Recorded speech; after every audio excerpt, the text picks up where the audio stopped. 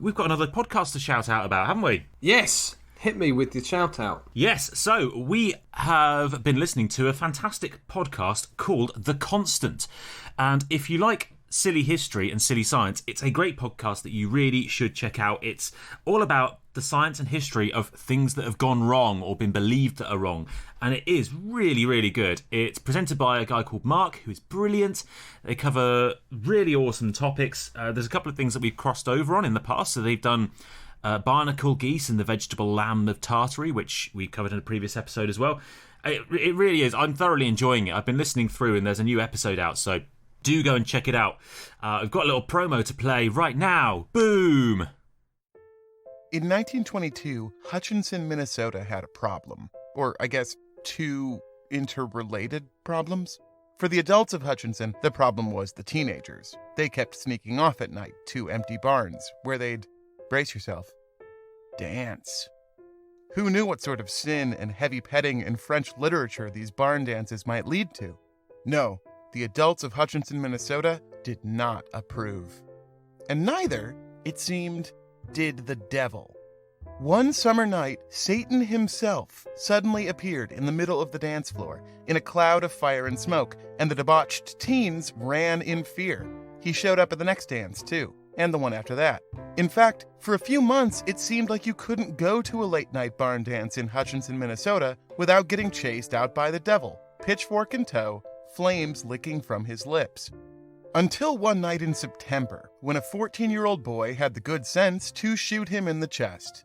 At which point the devil was revealed, Scooby-Doo style, but bloodier, to be the local Methodist minister, dressed in a costume, decked in electric lights, and flown in from the roof by rope and pulley. This is The Constant, a history of getting things wrong. I'm Mark Chrysler. Every episode, we look at the sometimes comical, sometimes tragical, and always fascinating ways people mess things up.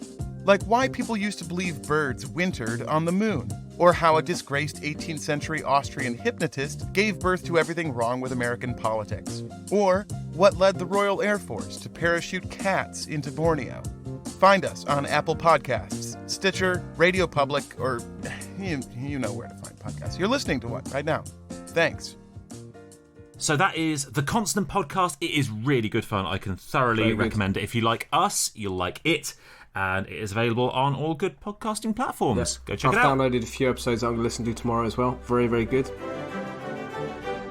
You know, cock jokes don't write themselves, Sam. You know, I've got to take some serious time in a quiet office to write some cock jokes for this podcast. And the other thing is, rude sources don't just walk up and knock on the door, do they? I've got to research these rude sources. I've got a mental image now of you in your little Zen garden. You know, you get those little Japanese Zen gardens where you have to kind of like comb the sand. I've just got a picture of you just very zenly drawing dick and balls in the sand for inspiration. Yeah, absolutely. That's what I do. And people just don't... People think this podcast is all fun and games. I take it very seriously, finding these silly sources. Piss profits, that was quite hard. I had to dig hard for those piss profits.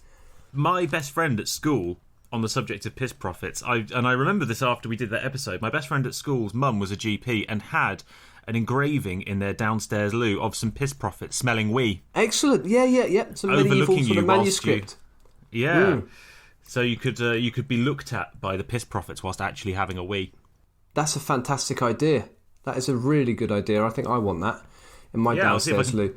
I'll track it down. That's fantastic. Why are we not putting a product out there, Sam? That's a very good question. What would our product be? Turds Through the Ages.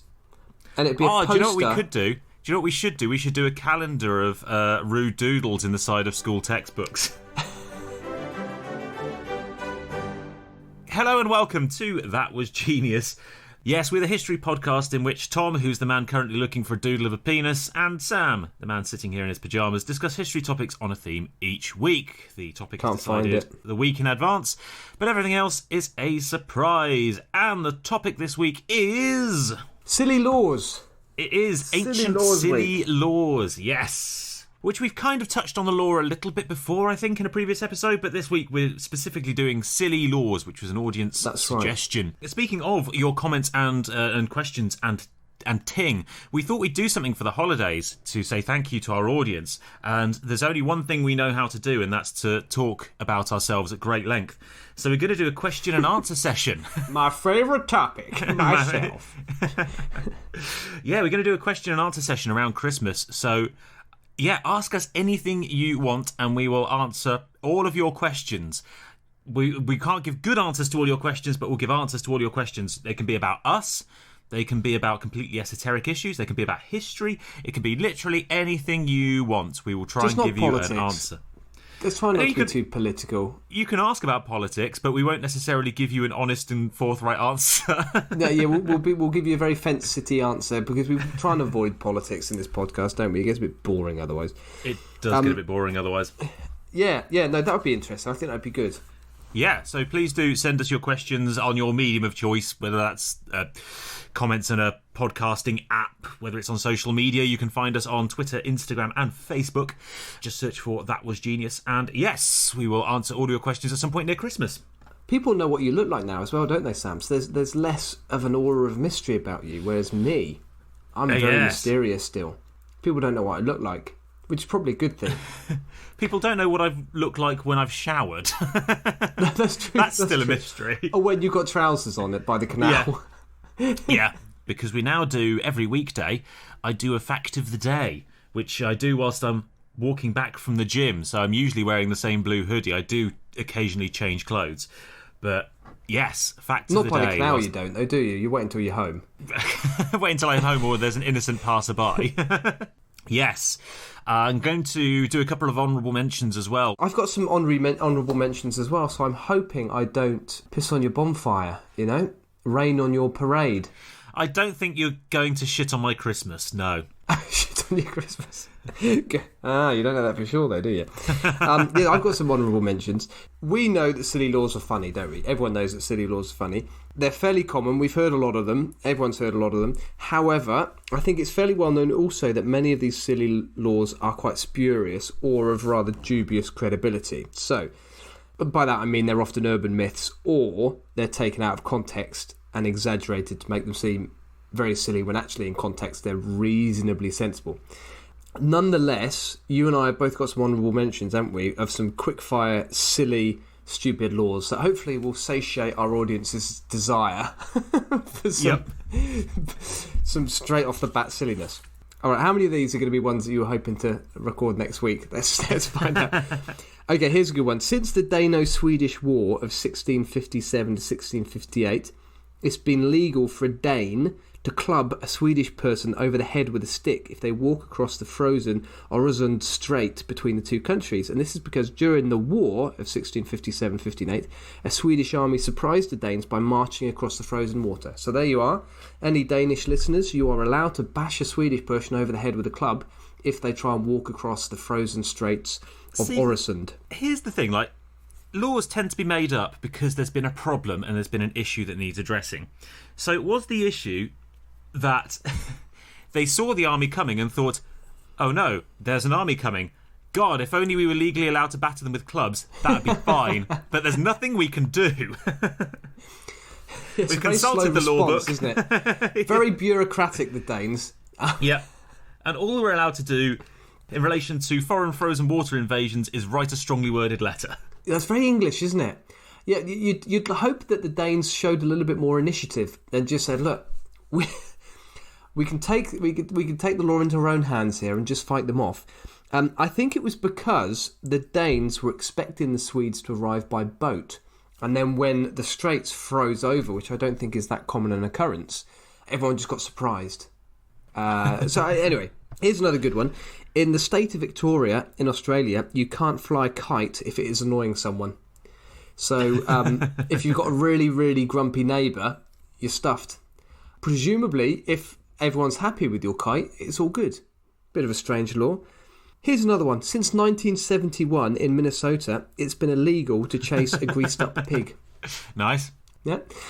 So, there you go. George I of England made it illegal for any common animal to shag any royal animal. I think he got fed up of his purebred dogs being shagged by strays, potentially. Another Australian one. In Western Australia, apparently, it's illegal to crush a beer can between your breasts. Ah. Which I think is quite unfortunate, because I imagine for Australians that's really their pretty bag. much everything they've ever wanted. That's their mating. As far as I know, that's their mating call. Yeah, I think Australians think that is the bee's knees. I don't think anything gets better than that. Or the beer's tits. Yeah, Kylie Minogue crushing a beer between her tits. Ooh. Oh, it's even worked for you. There you go. So I've got Australian family. It's in the blood. Oh, is that right? And here's a final interesting fact that I stumbled across in my research. The term daylight robbery, I don't know whether that translates too well to other countries. It's certainly a common phrase in the United Kingdom, isn't it? Daylight robbery. Trying to rip someone off. In plain and sight. And exactly. That apparently derives from the 1669 window tax in Britain, where you were taxed on how many windows you had in your home. Daylight robbery, robbing daylight. Yes. There you go. On the subject of that, in King Alfred the Great's law book, if you're burgled at night, it's legal to kill the burglar. If you're burgled in the daytime, it's not. But again, sounds silly, but it's fairly sensible, isn't it? It's more threatening at night time. Potentially, unfortunately, yes. That's that sort of grey area, isn't there? Literally, grey area. Dusk area. Draw the curtains and you're fine. Yeah. I've got two honourable mentions in terms of silly laws that really exist, both from the UK. The first is the Polish potato law, or the Polish potato order of 2004. And there's a sensible reason behind this law. There was a potato blight in Poland, which they were worried would come to the UK. But the wording of the law is quite funny. The Polish Potatoes Order 2004 states it is illegal for someone to import into England potatoes which he knows or has reasonable cause to suspect to be Polish. Which is one of those laws that in years to come will be listed in silly laws. What are the telltale signs of a potato being Polish? It's been turned into vodka. Is vodka Polish? Was it Russian? Yeah, I don't Polish know. vodka, yeah, Zaborówka, I think it's called. Another amusingly worded law is the Salmon Act of 1986. So I did come across that one, yeah. Yeah, a really quite frequent law, which contains the provision making it illegal to handle salmon in suspicious circumstances. So don't awkwardly fondle a salmon, kids. Motto for life. So, yeah. Yep. Right, Tom, do you want to go first? I can't be asked to flip anything. You go for it. You tell your story for the week. Sam, you are a hooligan sometimes. There's a reason why societies have these procedures and traditions. They're the glue that binds society. We can't just dismiss the toss like a dirty, wet wankerchief, can we? Right. Wow. What have we got? Something legal that we can flip. I've got my will. Right, let's flip wow. my will. Okay. There we go, the will of me and my wife. Right, I will flip my will. Who gets your collection of 90s TV memorabilia? Top of the list, yep, that's the most important thing. We'll give it away as an audience giveaway in the event of your untimely death. Oh, thanks, I appreciate your care. Front or back? I will have the front. Alright, and how about the will? Hey. Right, flip. Okay, it's landed. That is a hefty will. How much shit have you got? Well, we're very, very wealthy, Sam. It just landed on my keyboard. Sorry, it landed top side up, so it's your call. Oh, right. I will let you go first, Tom. Excellent, good stuff. Right, so I'm going to talk about this week trials by ordeal. Good. Which were very popular during the Middle Ages when people were particularly violent and stupid. But trials by ordeal go back a long, long way, as far back as the Code of Hammurabi, 1700 years BC, which is one of the earliest it was deciphered I think it's the second earliest law code. Yeah, very, very old. And I think this because it's sort of what I'm talking about today. The oldest one, is that the Code of Onamu? Yes, it is. There you go. That's also got trial by ordeal in that as well. A man accused of sorcery would be dunked in water. Yes. So trials by ordeal, very old, but I'm sort of focusing a wee bit more on the Middle Ages, medieval period. Middle-aged people love a trial by ordeal, don't they? They do indeed. The number of 30 or 40-year-olds who decide they want to do an Iron Man. Or just listen to this podcast. It is a trial by ordeal. Certainly is, yes. for both the audience and ourselves. Got a feeling God still hasn't forgiven me yet for my sins. I must have been really bad in a past life. Yeah, lucky you're not Buddhist. What will you get reincarnated as? A fart. Starkey. Some other TV historian cursed to repeat this for the rest of my rest of eternity. Anyway, trials by ordeal. Essentially, someone accused of a crime was put through a horrible ordeal, and if they survived the ordeal, it was seen as a miracle of God that this individual had had their soul saved by a God who was interested in intervening in that person's life. God didn't want that person to be punished for something they didn't do, which makes total sense, right? Until you read the Old Testament, until you realise that God is a bit of a cunt, who in the Old Testament does things like kill all of Job's family to test his piety in a bet with Satan, which is totally cool. Or there is the story of Jephthah. I like this. When you break down that story, God is the one demanding murder, and Satan is the one who says, no, he won't murder his family. Because he's too much of a dick. He's too much of a dick to murder his family, said Satan. Yeah. There's a bit of role reversal there between the Old Testament and the New Testament, isn't there? Yeah, if Satan isn't so sure about something, it's a fairly good sign it's not a nice thing to do, isn't it?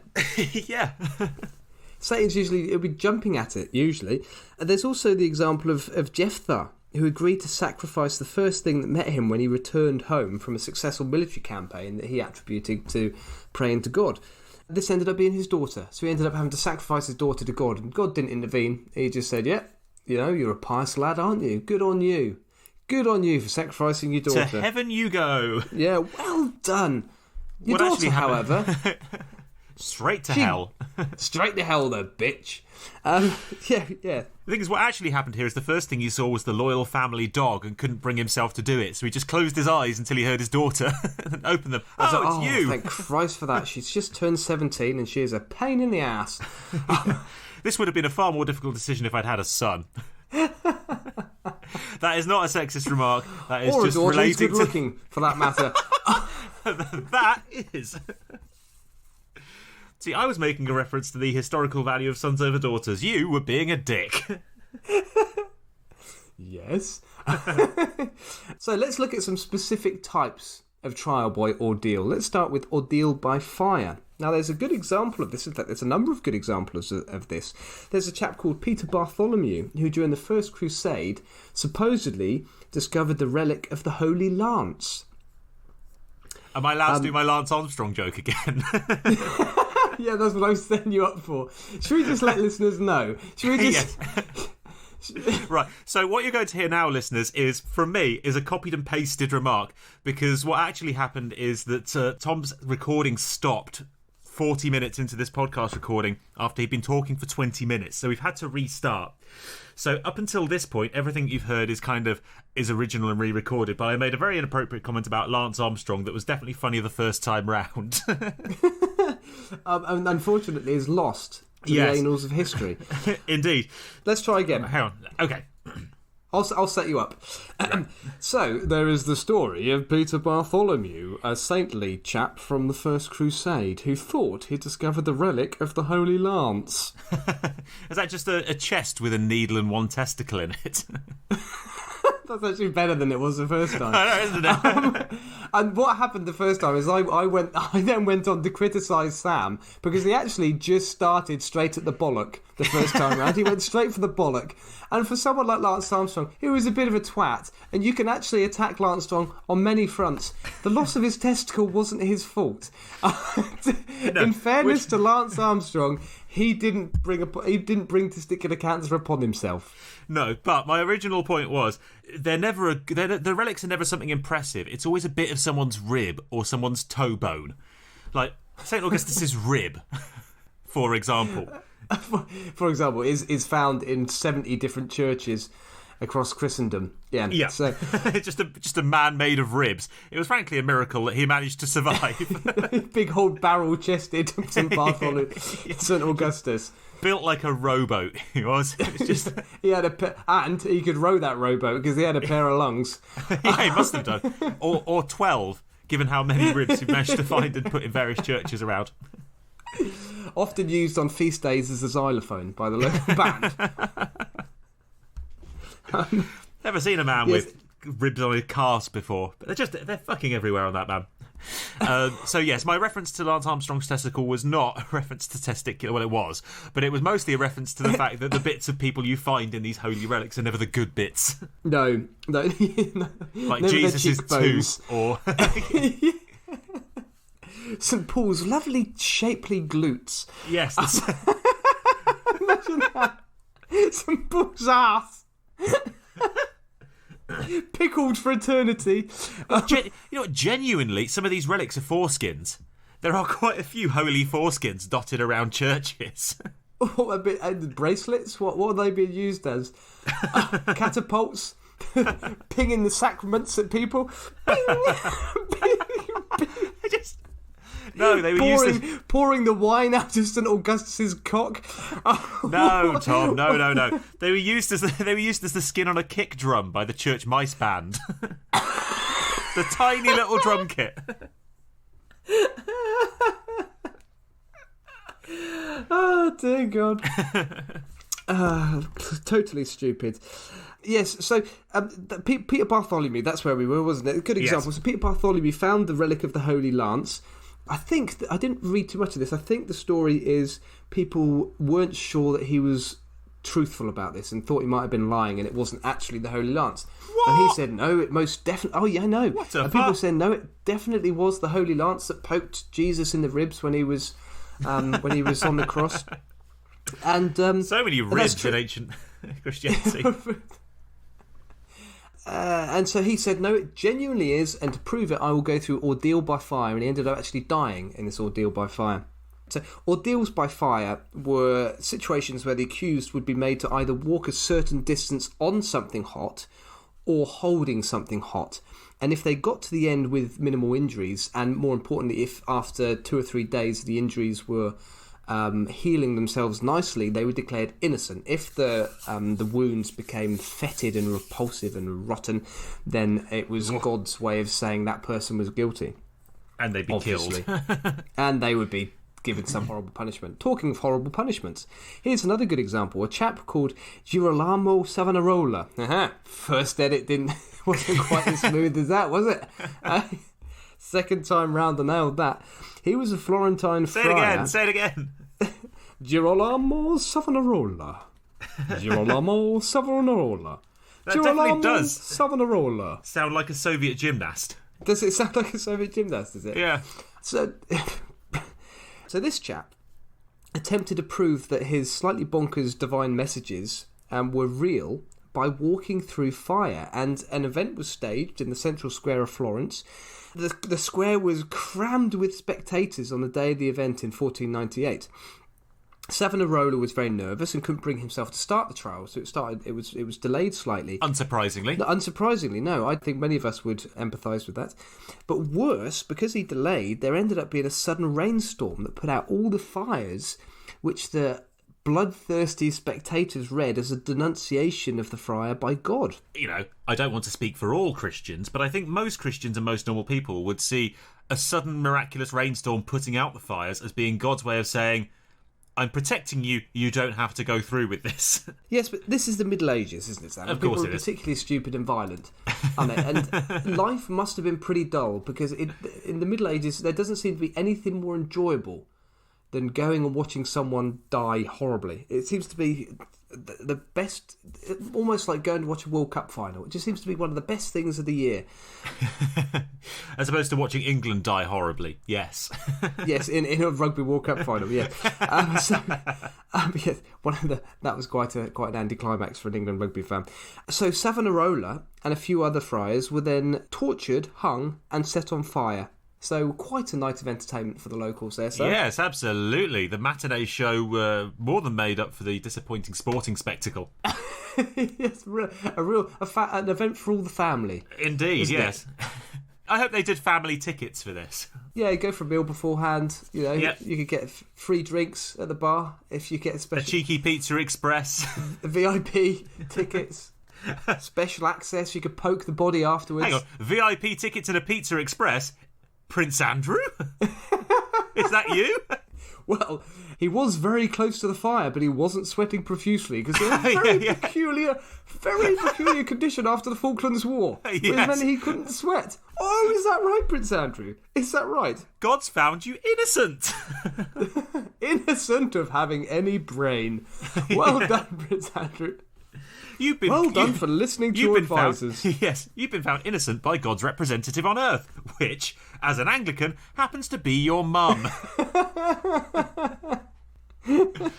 Is that going to make me cut this time, Sam? Because we've done a few Prince Andrew jokes that you've deemed too libelous. Nah. This one's going to be fine. Oh, dear. It was also quite common for ordeal by fire to be made harder for people with a track record of crime, or they were just in a situation actually where they didn't have anyone to advocate for them, i.e. they would have to walk further over hot coals, or they would have a heavier rod, a burning hot rod to carry. And this is linked to something... Sorry. Go on. No, not someone called Rodney, if that's where you were going. They haven't got to carry a really sexy Rodney. Rodney Dangerfield. Rodney just drapes himself over the fry and goes, "Carry me, bitch." So how do you make this trial harder? Do you have people kind of hot rod just made to carry a really hot casserole across hot coals whilst your mother-in-law looks disapprovingly at you? And you try and pretend your hands aren't burning. Yeah. No, nothing to see here. No. Yeah. No, this is why I refuse to use oven gloves. It's not that hot. Oh, God. Oh, God. Oh, God. Don't show weakness. Don't show weakness. God is watching. God is judging. I didn't realise it was a pork casserole, Sam. What a lovely meal you've cooked for us. It's actually vegetarian. That's my fingers. Yes, so this idea of making something easier or harder is linked to something called compurgation, the idea that someone can prove themselves innocent by basically getting a certain number of people to advocate for them, to claim, or basically to write them a reference, which is common in many parts of the world today, as far as I'm aware, in the form of Sharia law. And O.J. Simpson. And O.J. Simpson. Very good. Excellent. Still good 30 years later, isn't it? Still good. If ye gauntlet fits, ye must that's a great scene, isn't it? Do you know that before that, have you seen, there's a great documentary that's on Netflix. I haven't seen it. I keep on meaning to see it. I haven't seen it. We've discussed it on this podcast before. 30 episodes later, we're discussing it again, and I've still not got around to watching OJ. Really, really good. The famous scene where he puts the glove on and it doesn't fit. O.J. Simpson at the time, and probably still does, had arthritic hands, and so he deliberately didn't take his arthritis medicine in the days leading up to that to make his hands swell so the glove wouldn't fit. Because we all know he did it.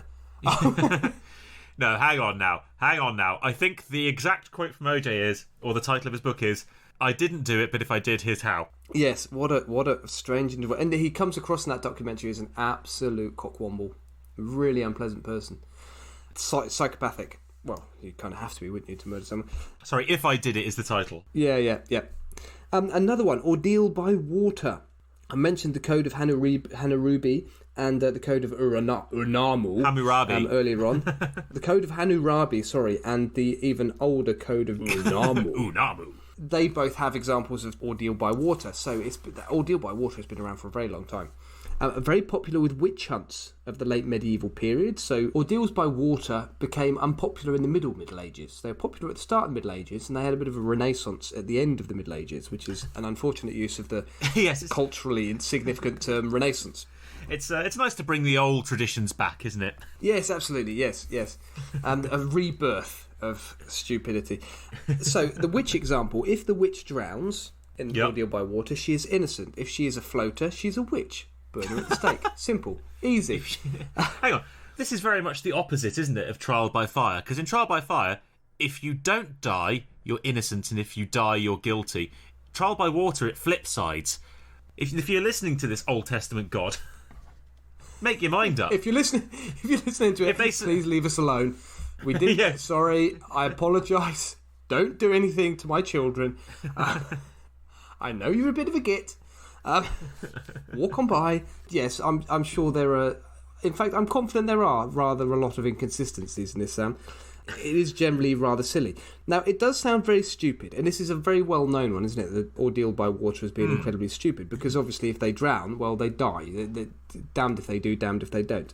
Yeah. But apparently, it's not quite that simple, see, because the accused would be tied to a rope and could be pulled out when they were on the verge of drowning. So they weren't actually allowed to die. It was just whether or not they sunk or floated. Ah. So actually, if you were Much more smart sensible. about this, you could just exhale and sink, and then you'd be fine. The only way you're actually fucked Precisely. in this situation is if you're fat. If you're buoyant. If you're fat, you're also a witch. You tubby old hag. If you're fat and you've got incredibly big lungs, poor old St. Augustus. Yeah, He would have I been know. Useless, wouldn't he? Big inhalation of air, and he's floating off like a zeppelin. Couldn't stand a chance. Much more sensible and well thought through than we might originally think. And here's an Anglo-Saxon example that I pinched from the BBC website. A chap called Aelwald was accused by his neighbour Fulk of theft, and Aelwald was thrown into a pond bound up, and he floated, unfortunately, so naturally his eyes were gouged out and his genitals were mutilated, which seems fair, doesn't it? What had you been trying to steal where they thought that it was fine to gouge out your eyes and cut off your balls? Pair of spectacles and a condom? I don't know. Yeah, that sounds about right. Stealing glances from nearby ladies. Yes. Looking at their tits. There are also hot water ordeals, which are slightly different, and this is where you have run a bath slightly too hot to be comfortable. And you have to sit there, and to make it harder, if you haven't got any friends to stand up for you, the towel is placed on a slippery tile floor just out of reach. Too much bubble bath as well, so you can't see what you're doing when you're trying to wash yourself. Bringeth the holy bath bomb, for 'tis Jesus' lavender soak. We've all been in that situation, haven't we, where you don't know what to do you? Because your towel's out of reach, you've got slippery floor. Do you take one step to try and minimise the amount of water on the floor and risk pulling a groin muscle when you when you do the splits? Or do you take multiple little steps and cover everything in water? What do you do? It is truly a challenge that only the most pious can pass. Oh dear. So in this hot water ordeal, it'd be a container of water, not a bath, don't be silly, and you'd have to put your hand in the hot water and pick something out, like a ring or a stone. And again, a few days later, your arm was assessed by a priest to see how burnt it was, whether it was recovering or whether it had gone fetid and rancid, in which case you were found guilty. Same with the ordeal by fire. If your wounds were fetid and rancid 3 days later, then you were guilty. If they were recovering nicely, you were found to be innocent. I mean, we've all had a bath where we've got into it and immediately you put your foot in and the skin just melts off your foot because you've forgotten to run the cold water. And you still keep your foot there and you still think, I can acclimatise to Give it a few seconds, it might be fine. Ah. And if you do try and get in there, that when you get to bollock level, because you're usually doing a bit of a tricep dip on the sides of the bath, aren't you? Yeah. Just lowering yourself in, and then you get to anus and bollock level simultaneously. Usually, that can be quite a negotiation, can't it? Oh, maybe yeah. a bit of a flannel. Maybe just fold up a flannel and put it under your undercarriage, just to soften the blow. I just drop an ice cube in. Drop a solitary ice cube. What, in your ass or in the bath? Either or. Do a handstand to flick it up and catch it in my bum. Stick a popsicle right up my bum. Working my way up to a magnum. Just one cornetto. Stick it up me. To cool my bath down with ice cream. The soothing milk on my rim. will help me deal with the bath I'm in. Very nice. Good work. Excellent. Sold. I'm going to go and buy some cornettos. Hot water ordeals. Now, there are other types of ordeal. Ordeals by fire and water are the most common. There's also ordeal by presence. And by presence, I mean being present as opposed to gifts. Yes. That awkward moment when your significant other unwraps your attempt at sexy underwear. Yeah, that's ordeal by presence. Christmas shopping, isn't it? Yeah. Sweating profusely in a lingerie shop when you're deciding which one. Just don't do it. Yeah. Number one, don't try and buy your wife/girlfriend underwear. And number two, certainly don't try and buy your husband/boyfriend sexy underwear. I was going to say crotchless underwear, and now I'm imagining you in crotchless underwear. Why are you imagining me in Why? I'm not your boyfriend or husband. You posting your picture all over Facebook, don't you? What? Christ. Well, I've never posted a picture of me in crotchless underwear on Facebook. Saucily wandering along a canal. I mean, most of my underwear is crotchless, but that's just because it's very old. And I think now we understand why people keep questioning your shorts at the gym, Sam, don't we? With your tackle dangling out when you're doing... Got to squat deep. 7th leg day on the row. Yeah. And it's 20 sets of walking lunges. Practicing to get out of the bathtub, practicing to reach that towel in one step. Sumo squats over a girl's face while she does crunches. I was here first. In my defence. And that's why we're both banned from gyms. Remember when we went to the gym at university, having had chili having had toasties for breakfast chili nachos. Yeah. We were both really sick. That was unpleasant, wasn't it? Yeah. That didn't sit well in the stomach. I was once at that gym at university, right? I was on the row machine doing the 20-metre challenge, trying to get to 5,000 metres. That's the benchmark. And I was getting into the last couple of minutes, really breathing hard, working hard. Next to me, there was a treadmill. When someone's running on a treadmill and you're on the rowing machine, their arse is about your head height. The chap on the treadmill did a really eggy fart. And I had about 2 minutes to go, and I was on track for a personal best. And you got that personal best because you managed to finish in 30 seconds. Get this done with. Yeah. Oh, dude, that was revolting. It was a proper student fart as well. It was a proper. Oh no! I've had Haribo for breakfast, Haribo for lunch, and Haribo for dinner. Fart. It really was revolting. I shared a room for 2 weeks on my tour of Syria, my archaeological tour of Syria, with a boy who ate Haribo for breakfast, lunch, and dinner. Oh. Sharing a hotel room with him was an ordeal by fire, let me tell you. Kids and grown-ups love it so, the happy world of farting Haribos. Yes. He also bought absolutely no clothes with him because he was worried that you wouldn't be able to get Haribo in Syria. So suitcase. As it turns out, you can't buy Haribo in Syria. You can buy Syrian version of Haribo. And but that's not the same. And so he bought no clothes with him, an entire suitcase full of Haribo. The nutritional value of Haribo, it doesn't get much worse, does it? Nope. Sugar. Right. Oh, honey. Yeah, anyway, carry on. So ordeal by presents. No, it's not buying naughty knickers for your wife. Just don't do it. Never done it. I've never bought my wife any present. Safe as ours is. Yep, safe bet. So in this situation, you would be put in front of a corpse of someone that you're presumably accused of murdering, not just a random corpse.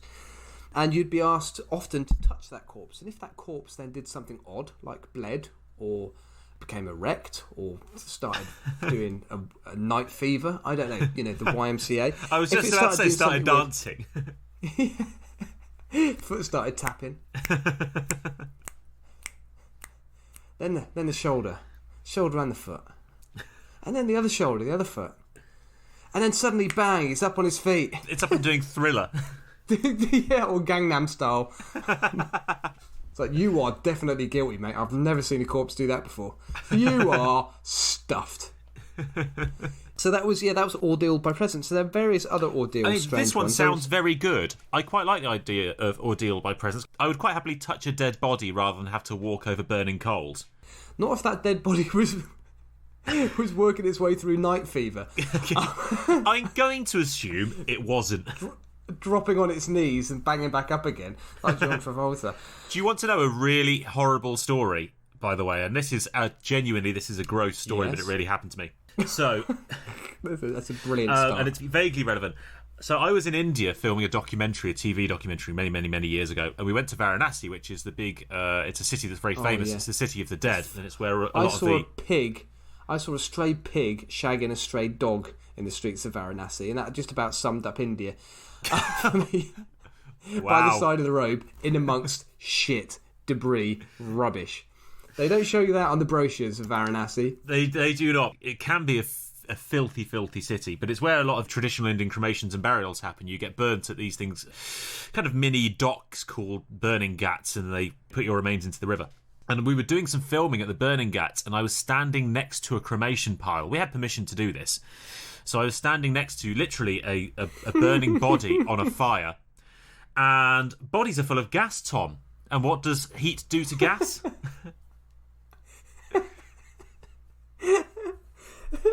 So you had a corpse next to you explode.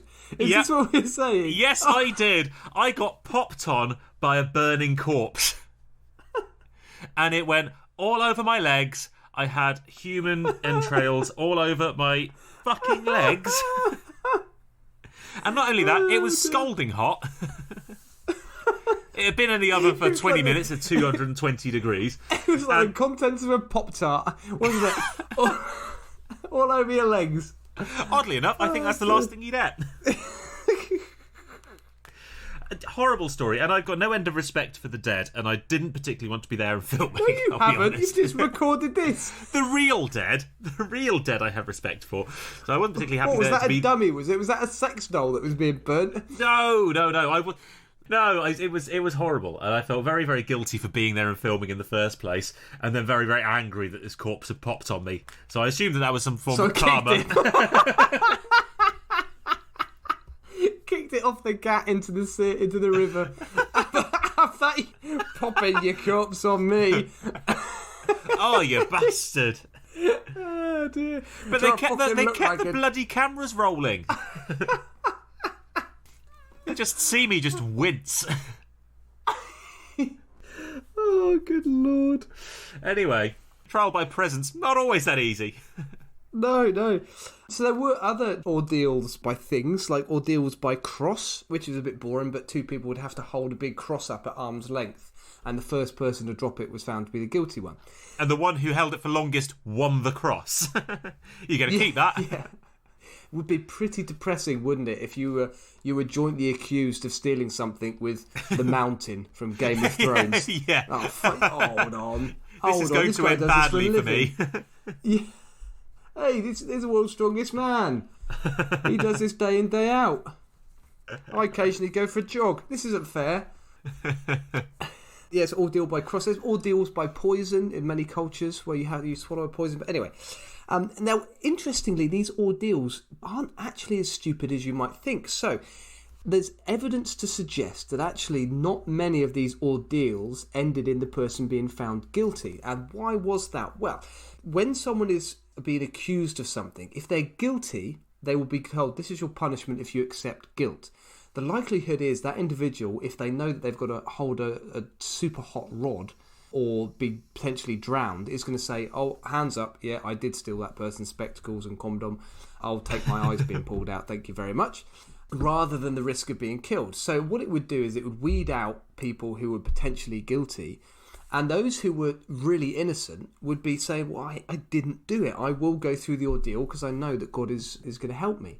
And what also happened here is the priests overlooked the whole thing. And it's fairly well known that priests would rig the results of these ordeals. So, yes. For example, if the put a hand inside the corpse to make the mouth move. You did it! No, the opposite way. The priest would usually the rig priest would make sure the person was dead. Yeah, absolutely. Clop it over the head with a stick. Bonk. When it started moving, shut up. When its foot started tapping, shut it. Just sit on it. Nothing to see here. Nothing to see here. Night fever, night fever. This is Harvey Dorian. Yeah, so they would rig the result in the favour of the person going through the ordeal. So often the pipe they were holding wouldn't be as hot as was made out. The water wouldn't be as deep, or the water wouldn't be as hot when they have to put their hand in it. And there are quite a lot of cases where large groups of people had to go through some sort of ordeal, and they were all found innocent. They all managed to walk 9 feet with a roasting hot rod, and it clearly was that the priests hadn't heated the rod to the right temperature because they thought they were all innocent. Roasting hot rod, by the way, is my favourite stripper name. Roasting hot rod. Do you think that's who they had to carry across hot coals? Roasting hot rod. Yeah. In a big red G-string. Roasting hot rod does the trial. He just pulls off his top and then just skids on his knees across the coals. In his red G-string. I imagine. And all of these priests are there going, woo, yeah, throwing their underwear at him. I imagine he looks a little bit like Simply Red as well. The ginger dreadlocks. Roasting Rod and Simply Red. Oh, now I've got an image of Mick Hucknall topless sliding across hot coals. Oh, yeah. Well, ironically, it's what listening to his music is a little bit like, isn't it? Yes, that is an ordeal, yeah. So there you have it, Sam. So those are Trials by Ordeal. Fantastic. Thank you very much for listening twice. I thoroughly enjoyed it. In fact, I enjoyed it more the second time almost, knowing what was coming up. It's like knowing what the spoilers are to a film. Now, I truly will be falling asleep towards the end of yours because it's already 11 o'clock in the evening and I've got to be up at 5. Oh, shit. Well, I'll try and keep this quick. Lies. Well, actually, do you know what? For the first time today, Tom, I have been lazy and done something that I actually studied at university. For the first time, my fucking degree in Middle Eastern history has come in handy. And you know full well I've done that about 10 times so far on this podcast. Yes, I do. I did try and find something I hadn't studied before first, because I like finding out new things. Firstly, I was going to look at unnecessarily harsh penal codes through history, and the one that jumped out to me, and this is kind of a bit of an honourable mention, is the Aztec criminal law system, which was really fucking harsh. Well, they did some brutal things to themselves, didn't they? The royalty, Yeah. Pulling barbed wire, essentially barbed wire, through their tongue. Yeah. It was expected of the nobles in Aztec culture, as far as I remember. It was Mayan culture. Anyway, crazy brutal culture. Horrible stuff. And then what they had was they had a real bureaucracy. They loved the criminal justice system, so they had several layers of courts and courts of appeals, and they even had different grades of prisons. From a special prison for death row inmates to debtors' prisons. They had prisons for minor crimes, which actually were so awful in reality that most of the people who were thrown in there just died anyway from the terrible conditions. But they had nice wallpaper. Yeah. Excellent decoration, terrible food.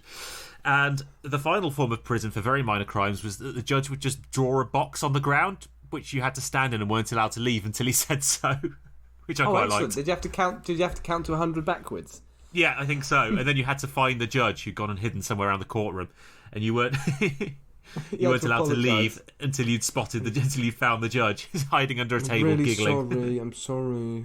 I didn't mean to do it. I'll eat my vegetables next time. Yep. Good. Well, you remember that. We'll come on to that in a minute, disrespecting your parents, because the punishments were pretty awful that the Aztecs meted out. Things that would get you killed included moving a fence, causing a public disturbance, and being drunk. Moving a fence. Moving a barricade, or is that walking and insulting people? Well, both, because public disturbance was a capital offence as well, so actually both of them counted. Wanker. Well, you're not going to be driving past in the Aztec civilization. You pick the one civilization that didn't have wheels. True. Or beasts of burden. Yes, sledging past. So, yeah, being drunk whilst underage as well was a capital offence. You get killed for that. Being drunk whilst old, absolutely fine. That was okay. And death sentences included hanging, stoning, drowning, beating, gutting whilst alive, being burned alive, quartering, and removing the heart whilst the person was still alive. So some really horrible ways to die. Ooh. They did have a minimum age for criminal responsibility, which was usually 10 years old. So if you're 11 and you're drunk, then you're getting your heart cut out. However, parents of younger children could take their children to court if they were very slightly naughty, for example by not eating their vegetables, and if found guilty, the court would order them to be whipped and have soldiers whip them. If they were really badly behaved and insulted or hit their parents, the court could and did have them executed for it. Wow. Good parenting. Do your homework, kids. Fuck's sake. Yeah. That's not very nice parents, is it? If you know No. that's a possible punishment. I mean, to be honest, taking your kids to court in the first place, like taking your It's a bit 9-year-old shitty. to court, Yeah. put her up in front of Judge Judy. You lost control of that a number of years ago. Yeah. If you got to that stage. There's going to be some Daily Mail reader now who's listening to this going, sounds about bloody right. It's what we need. It's what society needs. Absolutely. Kids these days. So then I started looking at stupid legal claims and the sovereign citizen movement. I don't know if you've heard of this, but they're people usually only found in English-speaking countries who refuse to accept that the government's laws apply to them. And they have two arguments for this. The first is that the social contract between the government and a person is actually just a contract between the government and their birth certificate or their legal name. So it doesn't actually count on their body and person, and you can opt out of laws, which is clearly bullshit. The second argument they is... just sound like wankers, don't they, really? Oh, they are. And there's millions of YouTube videos of these really self-important smug bastards being stopped for traffic offences and saying, I am a ship and I refuse to yield to you. Yeah. I remember watching one, and it was one of the states in the US where you're allowed to carry a firearm. And these two guys with firearms, as a matter of principle, they're like, well, I am allowed to carry a firearm, decided to carry massive firearms into a police station. Yeah. And unsurprisingly, the police officers draw their guns and tell them to get down on the floor. And they're like, well, no, I'm legally allowed to. How about you stop being a twat? There are laws, and then there are common sense, and occasionally the two collide. So the other reason why they make bizarre rants, there's always bizarre rants with these sovereign citizens or freedmen, and that's because they believe that because governments operate in a deficit, they are in fact bankrupt, and because they're bankrupt institutions, they come under admiralty or maritime law, which traditionally deals with things in trade disputes.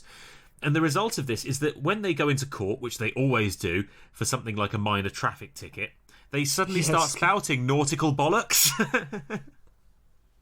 Like calling judges admirals and calling all of the jurors passengers of the ship. Are you serious? It's ridiculous to watch, but they try and claim that because the government is bankrupt, basically they're dealing with a bankrupt company and maritime law applies, so they're dealt with under international trade rules. And it's utter nonsense. There isn't a single recorded case of this ever working. Knob. So I was going to do this, but it's been done to a death by other podcasts and YouTube channels. Oh, wow. I haven't come across it. I'm definitely researching that this weekend. That sounds Do great go and fun. check it out, because they're really funny. The only reason I didn't do it, apart from it being it's been dealt with by a few others, is it's really difficult to describe. Because the terms that they use are very complicated. Suffice to say, it's all bollocks. So instead, Tom, I'm doing a very ancient legal code. The Code of Nesilim, or the Hittite Criminal Code. Oh, we like a bit of Hittites, don't we? We do. We love the Hittites, yeah. I do love the Hittite. I've been to the Hittite capital. Oh, beautiful place. Beautiful place. To Hattusas. Fantastic Travelled hotels. there, had a good look around. Ended up being held in a police station, surrounded by men with AK-47s. Oh, lovely. Pourquoi? What did you do? It was during our second year at university. We arranged a study tour of Turkey, and we got to Hattusas, which is well off the beaten track in central Anatolia. Same time that I was in Syria, wasn't it? Yeah, I think it would have been, yeah. And we woke up that morning in Hattusas, or Yazikaya, I think it's called. A taxi driver saw, obviously, because we stood out like sore thumbs as Westerners, slowed down, said, hey, I'll give you a tour of all the sites, because they're all quite remote, they're quite spread apart, and I'll tell you a little bit about them. And so we were like, yeah, sounds good. So we jumped in. And at the first historical area that we visited, the police tapped on the window and pointed out to us that actually it's illegal for people to take tours. So it has to be a government-sanctioned tour, apparently. Oh. And so we all then, including the taxi driver, got dragged into what was basically like a local militia station where everyone was walking this around in itself guns, is a stupid law. and got offered a cup of tea by the commander of that garrison, or whatever it was. Who then tried to sell you a carpet. And got politely asked... Turns out it's just a government tourist tax shop. And stupidly, in my naivety, I lied.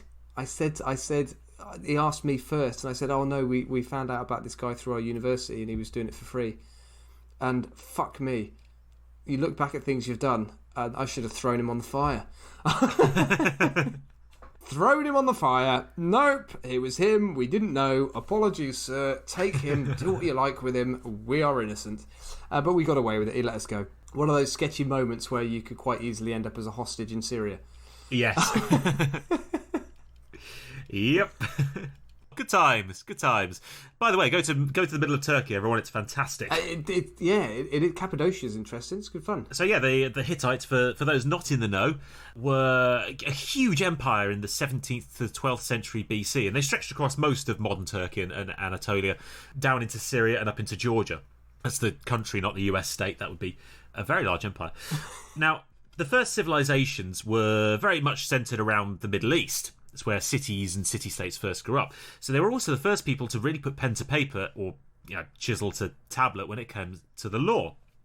Because they pretty quickly worked out that as you grew a large kingdom, the king couldn't be everywhere all the time to administer law himself. And so by writing these things down, you basically had a foolproof system of making sure that everyone was doing the same thing, being paid equally, getting the same punishments for being naughty. Be that buying a pair of shoes, learning a trade, murdering your in-laws, divorcing your other half, or punching your slaves. Everyone's going to get the same treatment. Now, and they're really prescriptive, these things, so they had specific punishments for specific crimes. If X happens, then Y. And divorcing, punching slaves, and knocking out teeth feature very, very heavily in all of these law codes, these ancient law codes. Some of them are pretty well known. You mentioned the Code of Hammurabi earlier, and I think that's actually taught in schools, because it was often thought to be the oldest code of law until an even older one was discovered, as you said. Hammurabi's code had a trial by water, where basically if you were accused of murder, you'd be taken to the river and thrown in. If you drowned, you were guilty. The river god had been wrathful and was punishing you. If you survived by swimming to the shore, your accuser was put to death. So you had to really be sure that someone couldn't swim before you accused them of murder. Absolutely. So don't accuse Michael Phelps of murdering someone. Or indeed accuse American swimmers of rape, because they'll get off scot-free. that still happens. It still happens. By the standards of the time and the standards of a lot of these law codes, the Hittites were pretty liberal. So their laws allowed slaves to own property. Slaves could marry without the consent of their masters. They could even set up their own businesses. PC gone mad, Sam. Political correctness gone mad, that. It is political correctness gone mad. If you can't own a man and tell him who he can and can't marry, what can you do, Tom? What can you do, Sam? What freedoms are being encroached upon by this stupid liberal democracy? Bloody socialists, the Hittites. Bloody socialists. They even halved the fines for knocking out people's teeth. Did they? Yeah. They cut the fine right in half. I mean, it's encourages taking liberties, doesn't it? You can just walk out, you can knock the teeth out of any man you see in the street. Barely cost you a penny. It's encouraging bad behaviour, isn't it? I don't know why, but knocking out teeth is a recurring theme in all of these ancient law codes. There's always a fine specifically for punching someone's teeth out. Maybe it's because no dentures, so it was a serious injury. You couldn't. Well, potentially, yeah. It's where the phrase "an eye for an eye and a tooth for a tooth" comes from. Is particularly Hammurabi's law code, is that you would get a fine, but you would also, if you put out someone's eye or knocked out someone's tooth, you'd have the same done to you. So the Hittites didn't knock out teeth and they didn't gouge out eyes. You just got a fine. But the thing is with these ancient law codes, and what makes them really fun and really interesting, is that because they're so prescriptive, there is always a set crime with a set punishment. You can tell exactly what was going on at the time that people felt they needed laws against.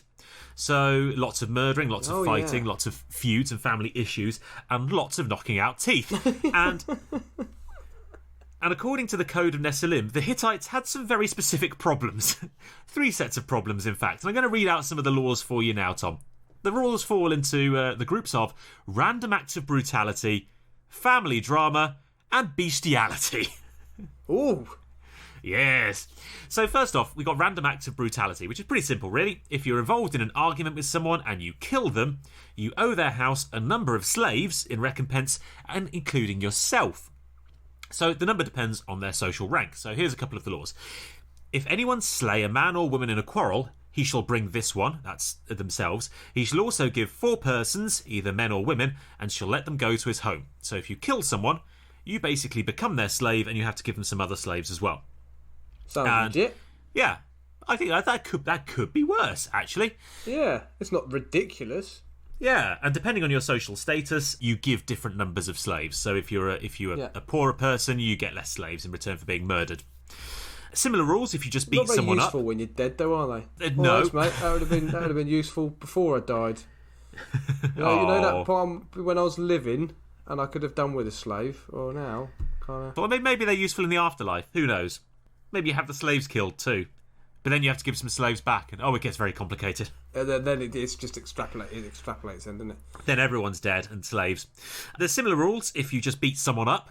You have to pay their doctor's bills, and you have to do their job for them until they recover enough to work themselves. Yes, I've heard of that one before. Which is a great law. Again, there's a simplicity there, isn't there, that makes quite a bit of sense. There's a beautiful logic to it, yeah. I mean, if they happen to have something that's quite highly qualified, like an architect... I was about to say, unless you're Rodin, yeah. and you've just had your hand smashed. Yeah. And right, you've got to do his fucking sculptures for him. Yeah. All right. We'll have a crack at this. What's the worst that could happen? Yeah. A big knob. Cock and balls. And a stupid face. Noses. Really hard to do noses, it turns out. Cool. I have to say, poor old tradesmen in this legal system do get a bit of a rough deal, because if you're a normal person and you get murdered, your family gets some slaves. However, the law states, if anyone slay a merchant of Hatti, he shall give 1.5 pounds of silver, and he shall let it go to his home. So, if you murder a merchant, it's just a fine. Right. You've been very naughty. A merchant of hats, was that? A Hatti, so that's a merchant of the Hittite Empire. Oh, okay, not someone who sells lots of hats. In fact, the fine for murdering a merchant is only twice the fine for knocking out someone's teeth. So they clearly didn't really like their merchants. That is interesting, isn't it? Yeah, but it does get a bit silly. Code 98 states, this is more of the random act of brutality, if a man set a house ablaze, he shall rebuild the house again. And whatever is inside the house, be it a man, an ox, a sheep that perishes, nothing of these he need compensate. Don't worry about what was in it, including the owners and residents and their family. Just rebuild the house. Don't worry about the family inside, just leave them be. It's a nice ornament for the new owners. The charred remains of the last owners. And this one's a bit horrible, actually. If anyone causes a woman to miscarry, if it be in the 10th month, he shall give 10 half shekels of silver. If it's the 5th month, 5. So punching a woman hard enough that she miscarries, or assaulting a woman so she miscarries, is less of a fine than knocking out teeth. Right. Also, they have a slightly odd understanding of how pregnancy works if it's in the 10th month. I can only assume they have a slightly different calendar to us.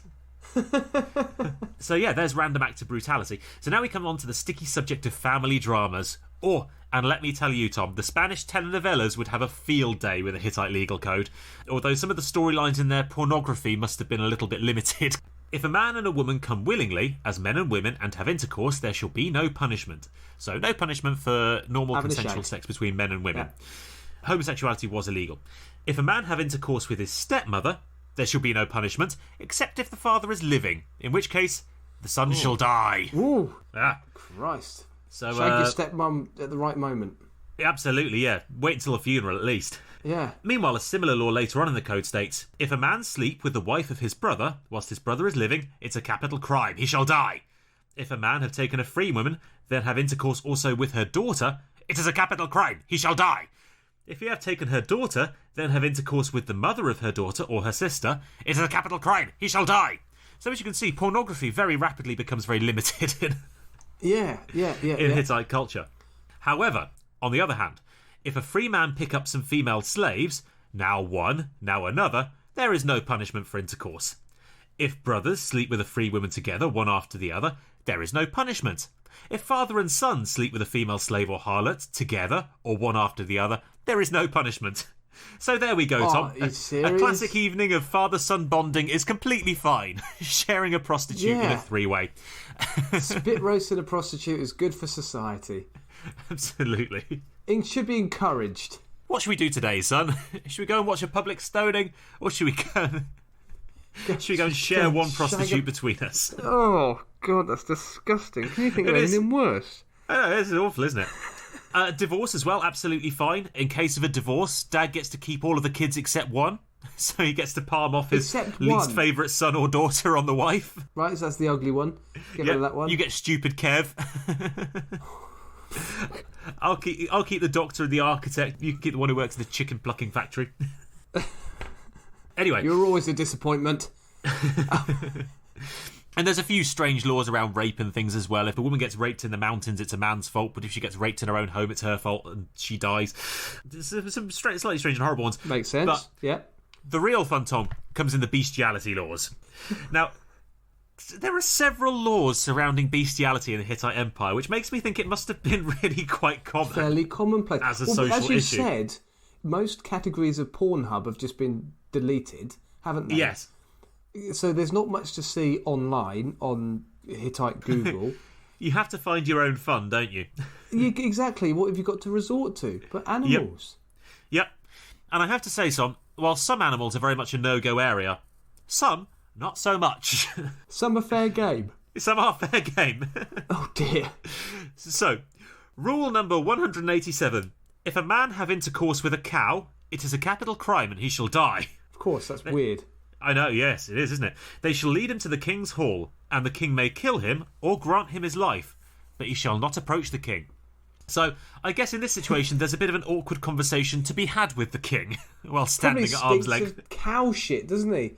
Yeah. That's probably why the king doesn't want to be too close to him. So the king's. you Just imagine the what? king going, so was it a looker? Was this cow? What was it about this cow that you couldn't resist?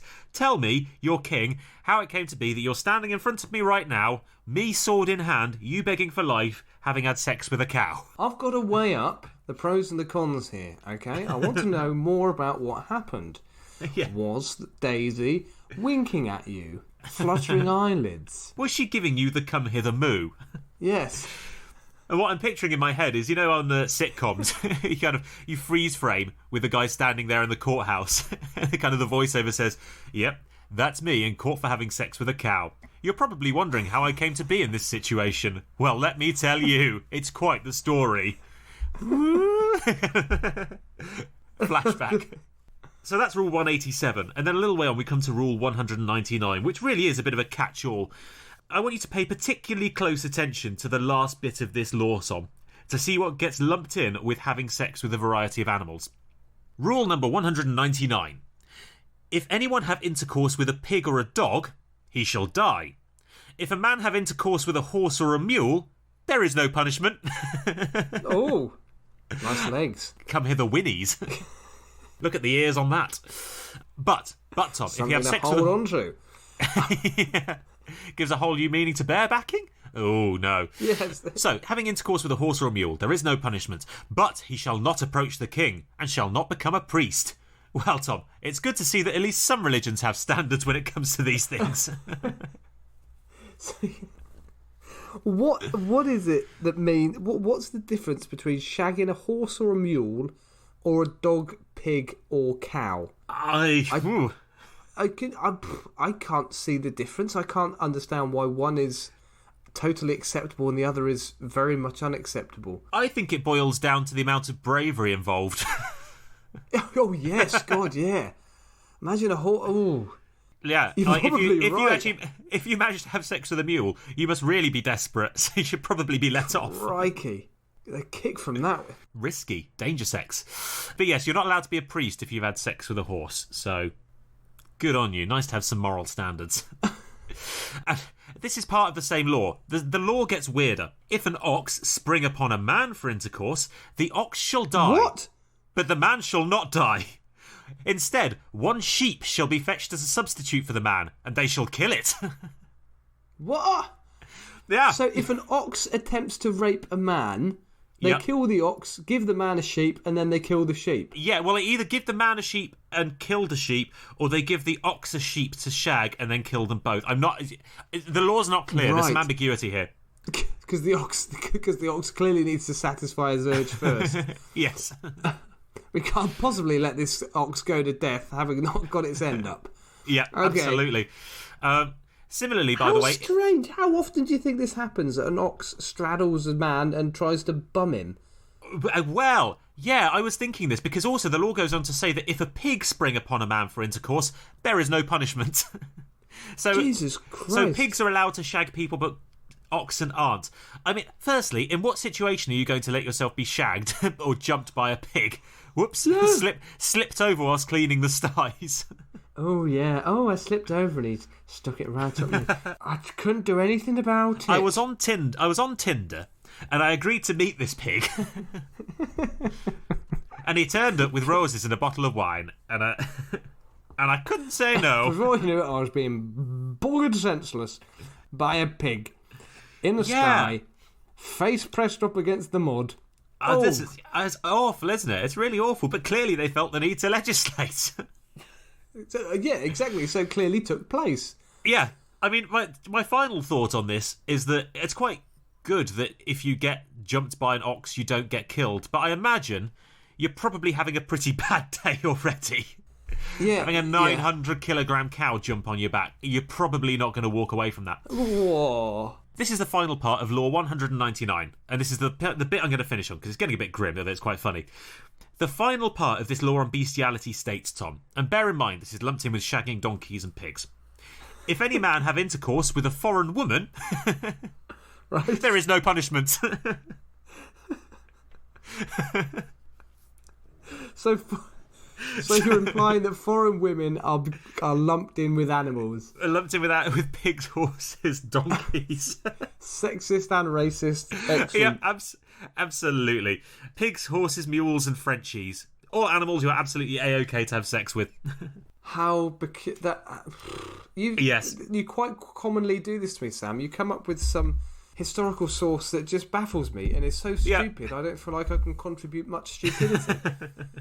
And that and you're fighting to stay awake. But yes, there we go, Tom. That is the Nesilim Law Code and its bizarre attitude to murder and bestiality. That is fucking odd. Very, very, very odd. Right, well, we should probably leave it there, shouldn't we? Should we think of a topic for next week? Did we have any on the back burner that we'd thought up? There were a couple. I did have an idea, though. What's because by the time this episode goes out, it's coming up to Christmas. There's pantomimes. Yep. There's all kinds of great shows on. So I was thinking we should do shows. Okay, so shows, theatre, stage shows. Absolutely. Like ancient theatre, modern stage shows that have gone wrong.